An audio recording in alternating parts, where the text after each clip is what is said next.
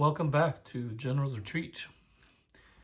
As promised, I am going to do a little intro and playthrough of End of Empire Compass Games.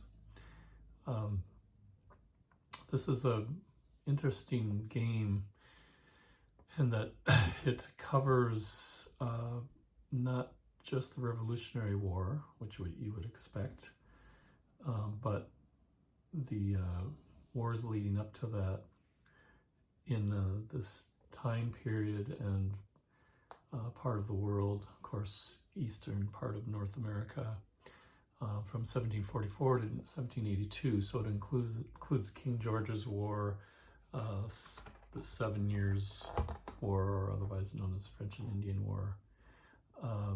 And I happened upon this not because I knew it much beforehand about the game before I bought it.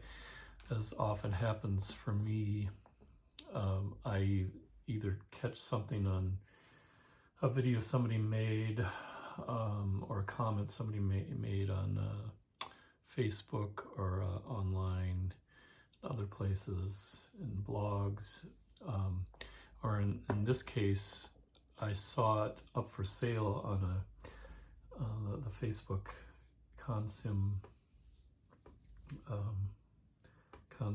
sales site, and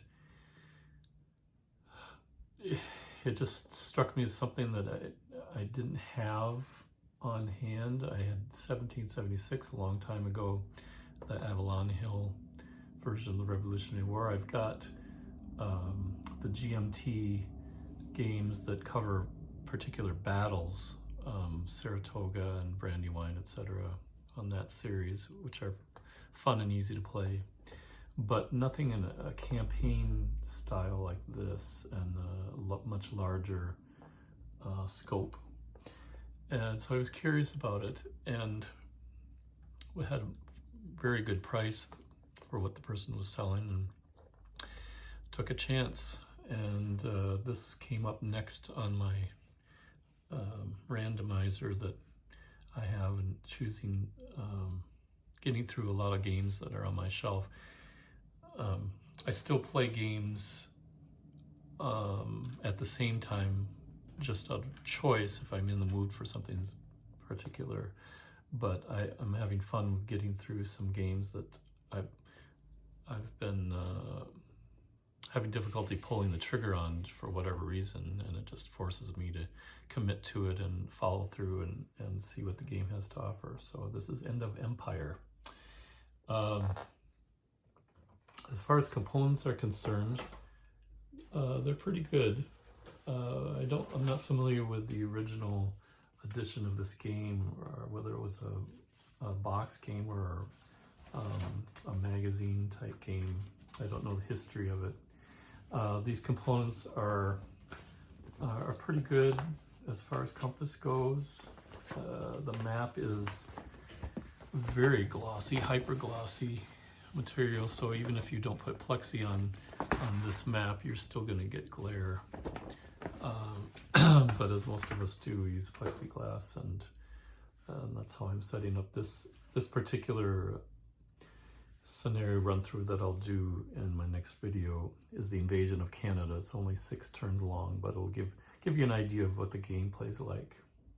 The maps are pretty straightforward.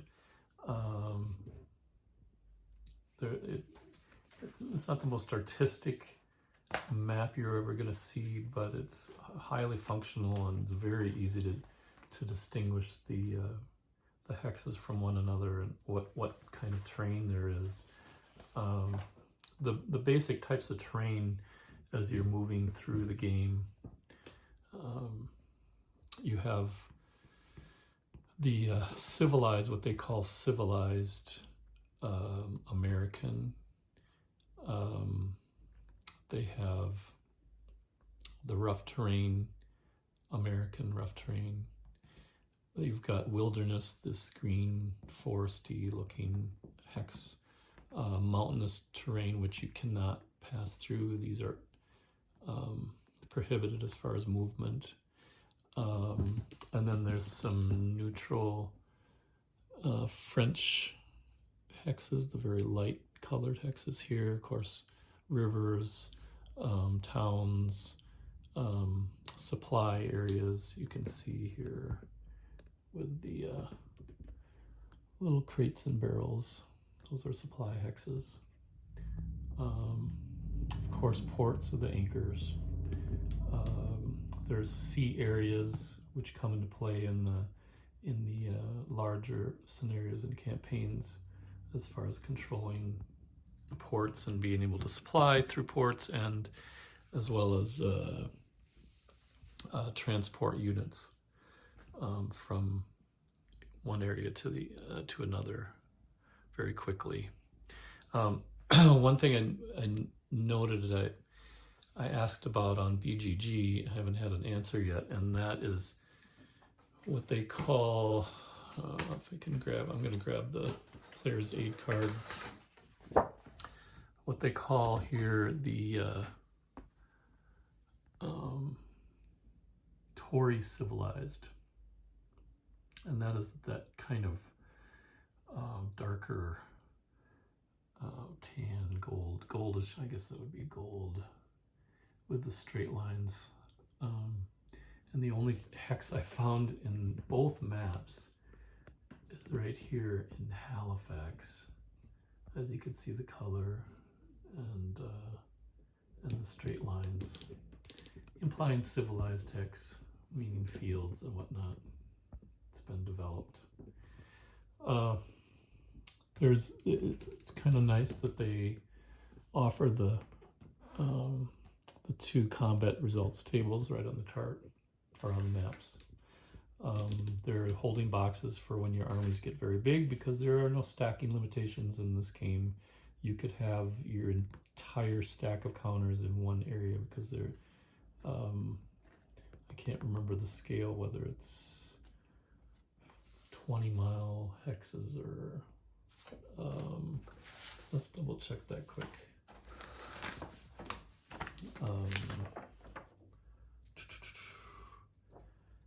Yeah, 20 miles across for each hex. So it's quite large, and it would enable you to have a large number of men in one hex.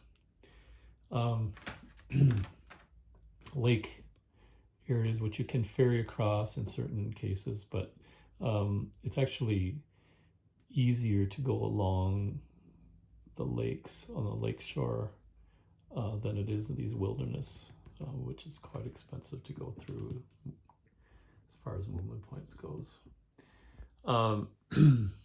Rule book is not glossy, interesting enough. I actually like the fact it's not glossy. Fairly easy to understand.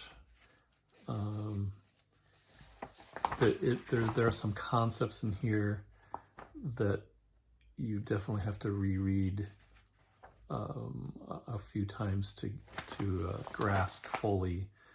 And again, playing the game is the best way to learn it, as the case with many games like this. If you look at this, there's 22, 23 pages. But a lot of, you can see here, reinforcements, withdrawals, and replacements.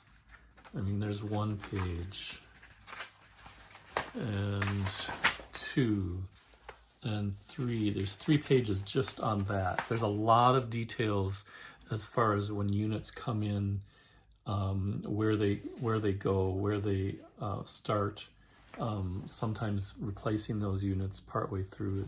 There's a lot of details that I think you don't have to really grasp it when you read the rules the first time. I skimmed a lot of that because I was going to get into some of the smaller scenarios first.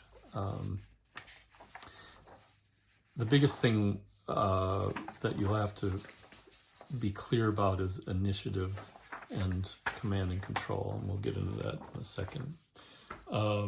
There's a really good scenario book, a lot of scenarios. This game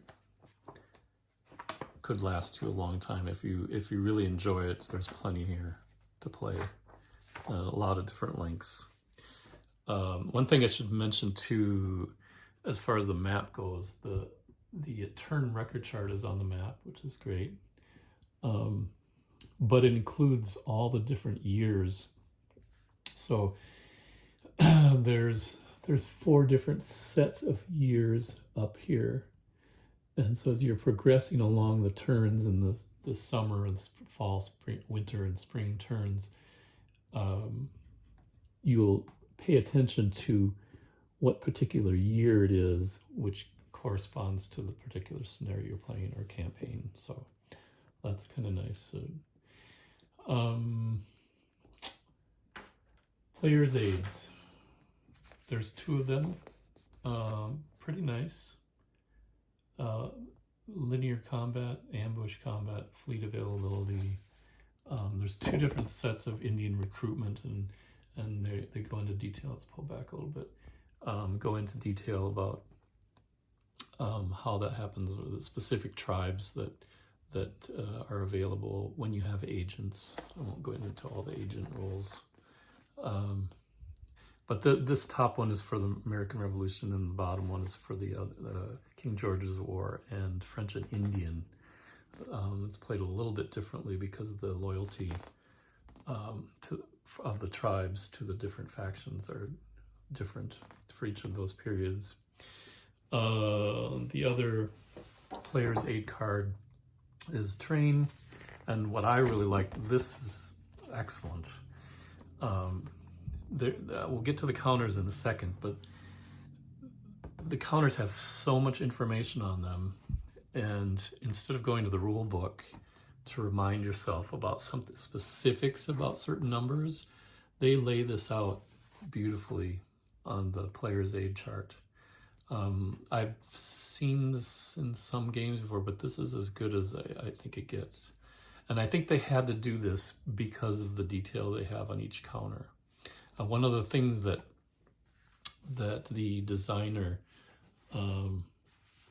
talked about is his love of 1776, the old Avalon Hill game that I mentioned earlier, and the fact that it was fun, but it was a little bit generic in the sense that there were the counters just had the different colors. You had the Tory counters, I remember were orange, and the blue for U.S., or I can't say U.S., the American colonies, and then the red for British, and I think the dark blue for French.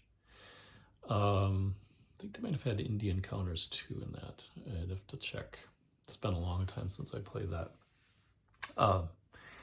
But he was disappointed that they didn't actually have units named. And we'll get to the counters now. That's one of the cool things about the counters. Every single one of these counters is a particular force that existed in let's try it this way, in the Revolutionary War or French and Indian War. You can see there on the side, on the right side, going vertically, 5th Connecticut, 75. So in 1775, that is the 5th Connecticut. And for instance, if you go to another counter, well, these are all the Connecticut ones because I'm starting the Canadian invasion. Let me see here.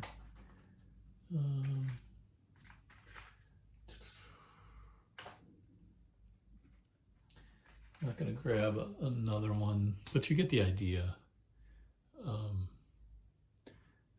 I don't know what that would be. The 8th 1st Kings Brigade, I don't know. But every single one of these counters is named. And if you go through the information that's on these counters,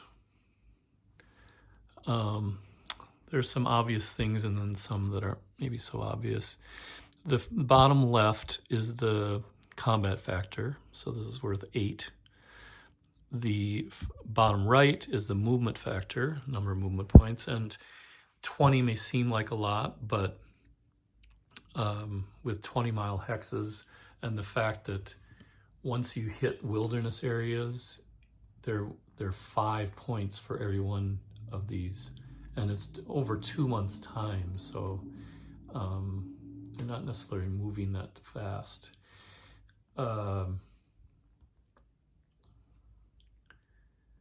The middle bottom is the ambush factor, and that happens more with the Indian counters, some of the frontier type of formations that the American have as well. And almost all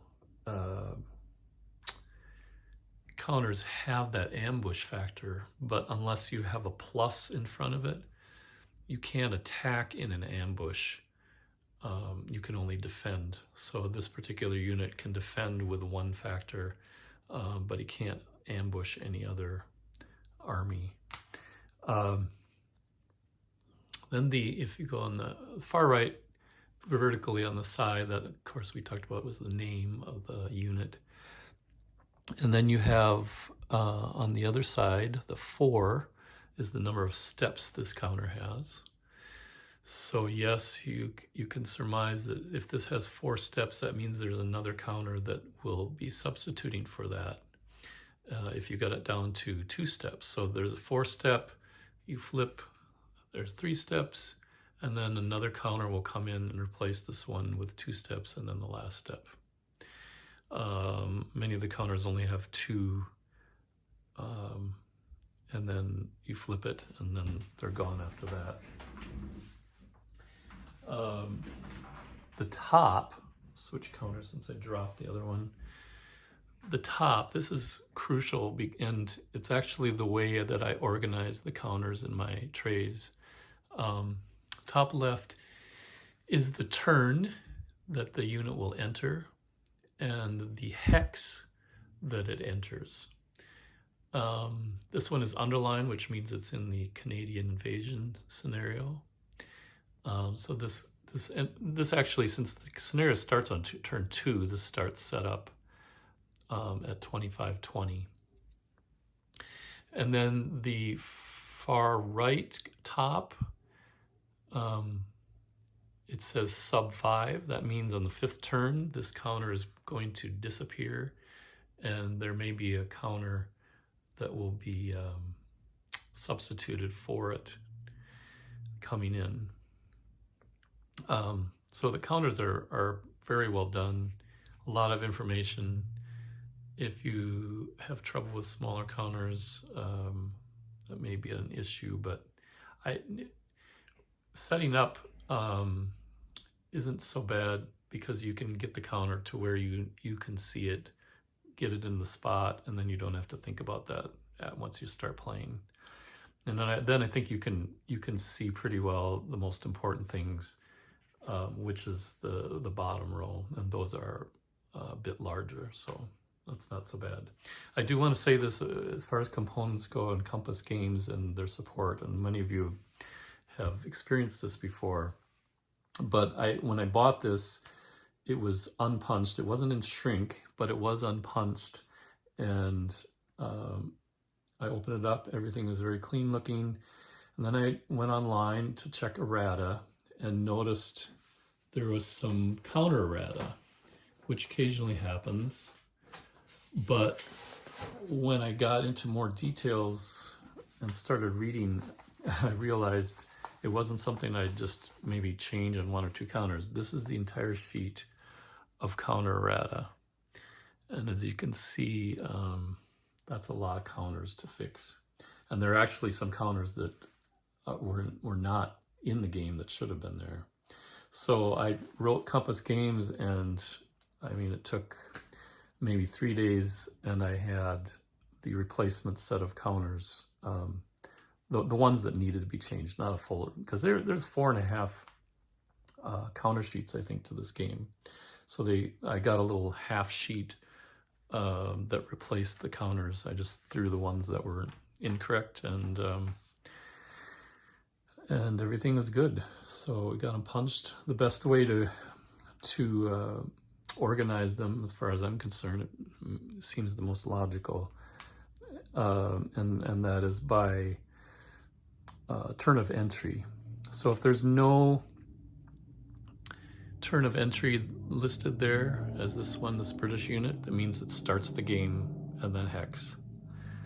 This is actually an Indian unit, and it makes it very easy. I would just have the at start in a container in one of the places in the counter tray, and go on from that, kind of divvy it up so that it's fairly balanced and one particular spot isn't so overloaded.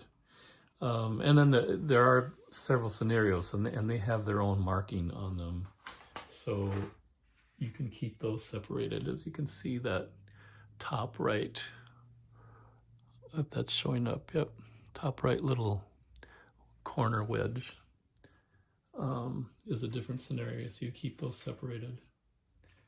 In fact, I should mention too that the Compass Kings actually sent a bonus scenario along with the extra counters, and I think it is incredible that a game company, I don't think we should take it for granted that they support the games. Yeah, it's kind of crummy that they had that many errata on the initial run, but to follow up, and I purchased the second hand, so to just say, yep, we'll send you out a replacement set of counters for those ones that were wrong. So plus the bonus scenario, so that was nice. I'll send them a thank you note. As far as gameplay goes, I'm not going to get into too many details, but I do want to mention the two major parts of how you play this game, and what may be a little bit different than what you're used to. The first thing to keep in mind is that you can't move unless you roll for initiative. And every unit has an inherent leader within that unit. And they have an initiative of 2. So you would have to roll a 1 or 2. That means you have a 33% chance, obviously, on a d6 to get initiative for that unit to move on its own. Excuse me. If they have a leader, the leader, we didn't talk about this, is the information on these leader counters, which are all very nice too. The portrait of that particular leader, in this case, Skylar. I believe that's Skylar. And the far left number 0 is their combat efficiency, so he adds nothing to a die roll, or subtracts if he was on defense. So he doesn't add anything as far as efficiency in combat. The second number is his rank. The lower the number, the higher the rank. So this, if he was in a hex and you're rolling for initiative of a force with, I believe this is Montgomery, Skylar would outrank him, so you'd have to use Skylar's initiative number, which in this case, the bottom right, that's 3. Montgomery's is 5. So when I get going on the replay of the scenario, I'm going to use Montgomery quite a bit more to move the larger forces. So you roll for initiative, either the unit with its inherent leader, that's a 2, or particular leader, and that can be varied depending on how efficient that leader is. Once you roll for initiative, you use the number of movement points that unit has to go wherever it wants to go. it can, as soon as you get adjacent to another or an enemy unit, the enemy unit can actually roll for initiative to do a response interruption of that. They don't call it response.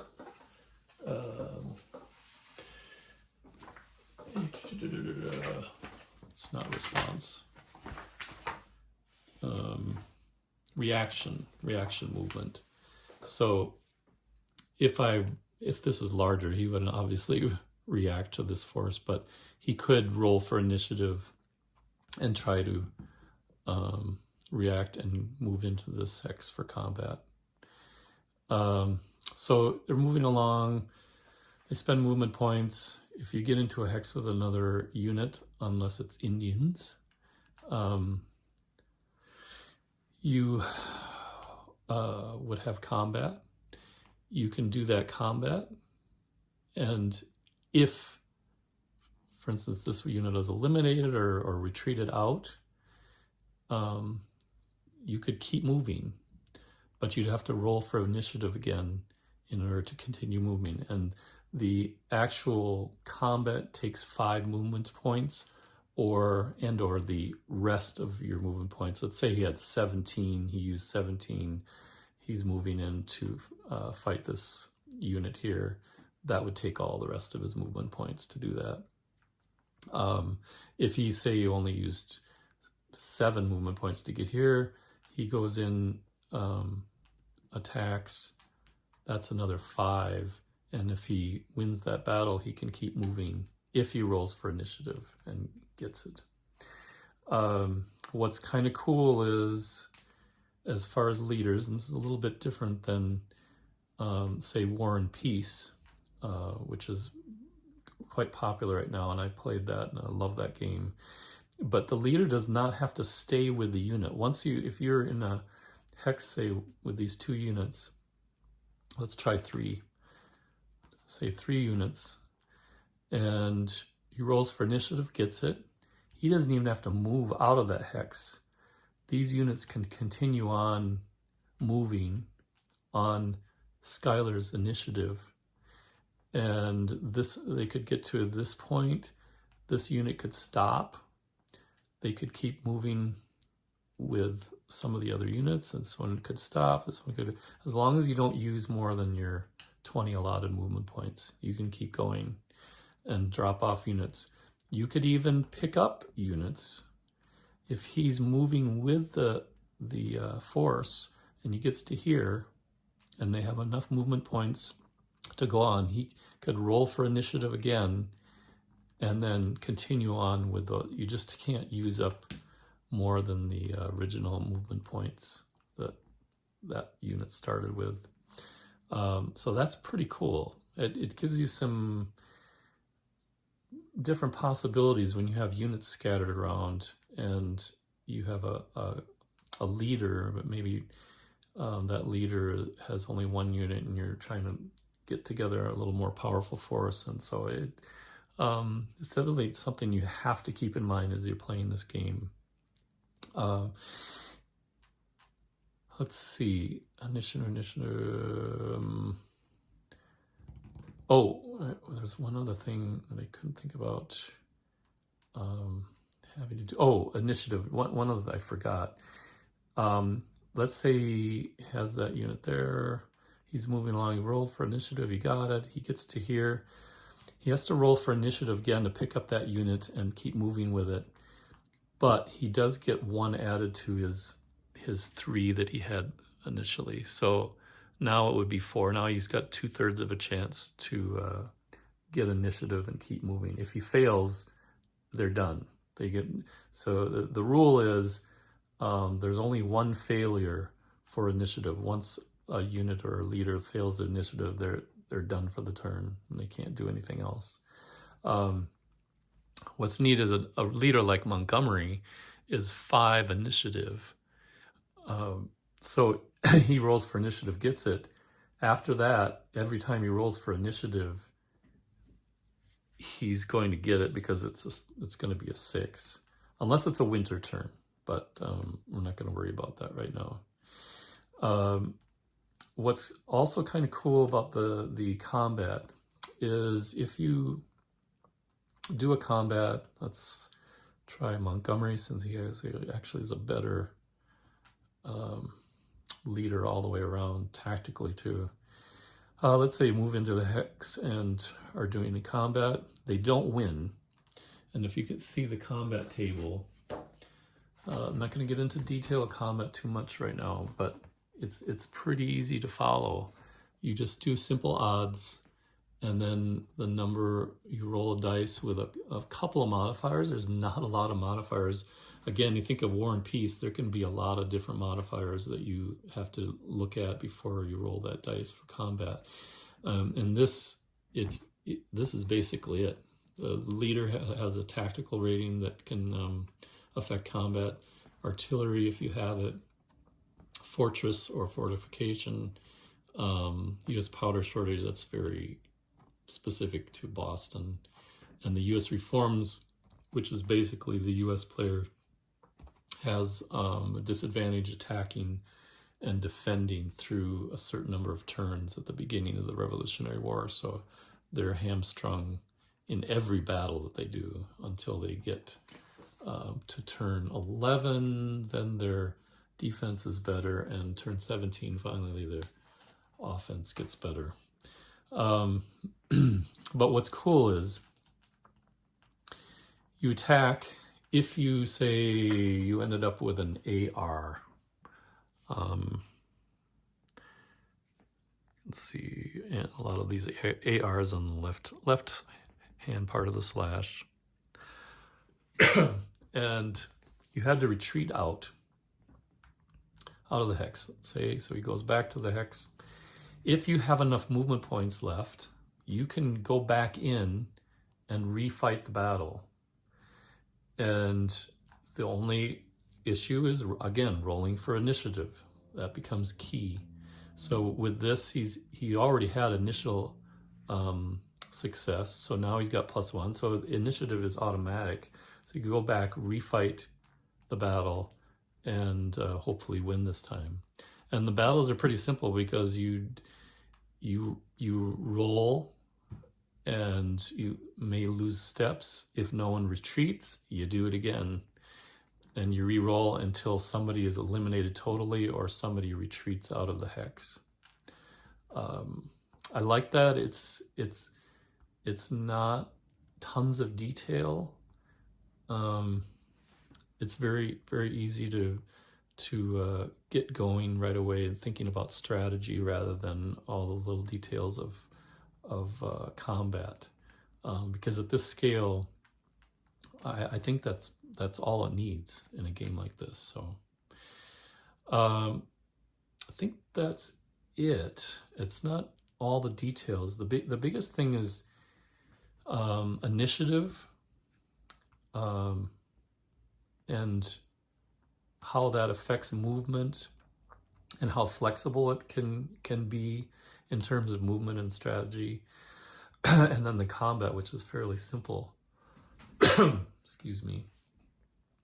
I think it's going to be easiest to show you how this works by actually watching the gameplay. So that'll be my next video on End of Empire and kind of a little playthrough of the invasion of Canada in 1775. So until then, we'll see you next time. Bye.